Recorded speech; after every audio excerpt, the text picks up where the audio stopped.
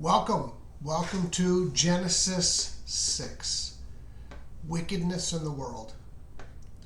When human beings began to increase in number on earth and daughters were born to them, the sons of God saw that the daughters of humans were beautiful, and they married any of them they chose.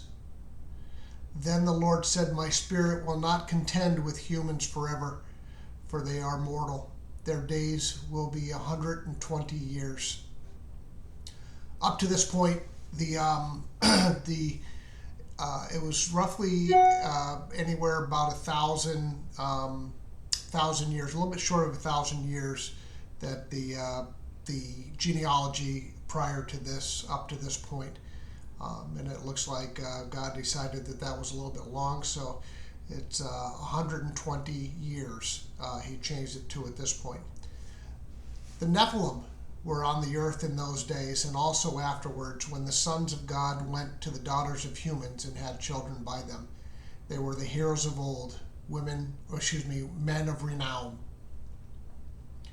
The Lord saw how great the wickedness of the human race had become on the earth, and that every inclination of the thoughts of human heart was only evil all the time. The Lord regretted that he had made human beings on earth, and his heart was deeply troubled. So the Lord said, "I will wipe from the face of the earth the human race I have created, and with them the animals, the birds, and the creatures that move along the ground, for I regret that I have made them." But Noah found favor in the eyes of the Lord. It's astonishing to me about that is that there was one man that he found. I just think it's God's nature to look for that one good thing, and he found Noah. So Noah and the flood. This is the account of Noah and his family. Noah was a righteous man, blameless among the people of his time, and he walked faithfully with God. Noah had 3 sons, Shem, Ham, and Japheth. Now the earth was corrupt in God's sight and was full of violence. God saw how corrupt the earth had become, for all the people on earth had corrupted their ways. So God said to Noah, "I am going to put an end to all people, for the earth is filled with violence because of them. I am surely going to destroy both them and the earth. So make yourself an ark of cypress wood. Make rooms in it and coat it with pitch inside and out. This is how you are to build it. The ark is to be 3 cubits long, 50 cubits wide, and 30 cubits high." And the little note here says that is about 450 feet long, 75 feet wide, and 45 feet high. It says make a roof for it, leaving below the roof an opening of 1 cubit high all around. That's about 18 inches. Put a door in the side of the ark and make lower, middle, and upper decks. I am going to bring flood waters on the earth to destroy all life under the heavens, every creature that has the breath of life in it. Everything on earth will perish. But I will establish my covenant with you, and you will enter the ark, you and your sons and your wife and your sons' wives with you. You are to bring into the ark 2 of all living creatures, male and female, to keep them alive with you. 2 of every kind of bird, of every kind of animal, and of every kind of creature that moves along the ground will come to you to be kept alive. I find that interesting. They will come to you to be kept alive.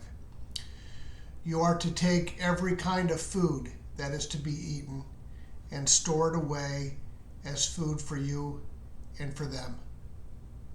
Noah did everything just as God commanded him. It's an interesting story, the flood story, and I think about Peter references our time as being the same as the time of back in Noah's day. And from a population standpoint, we're at that point where the population does become an issue, and since the fall, the increase in population does cause a problem, because this is a fallen world. So, but I think to myself, God is a gracious God. And I think to myself also that He would provide everything that we need if we turn to Him as the source of everything we need, as opposed to looking at what's immediately in our eyes and think that there's a scarcity. I think of all the food that's thrown away in a grocery store every day, all that food that goes into the dumpster and the compactor, and how that food could go to feed people. We have food banks that are available for people that are hungry. I don't think there's a shortage of available food. I think there's a shortage of people who may be too prideful to go and get the food where it is available. And it all comes down to pride at the end of it. Us not submitting our hearts to a loving God, and just the way that we strive amongst the people that we live with. And I think unfortunately we've come to that point in our age where it's similar to what has happened with Noah. I think the difference this time is that it's going to be Jesus coming to take the church. And then there'll be the time after that where God will deal with the rest of the world and work on getting the rest that are chosen. Anyways, I hope you enjoyed this. Please subscribe and like this video. It would be great.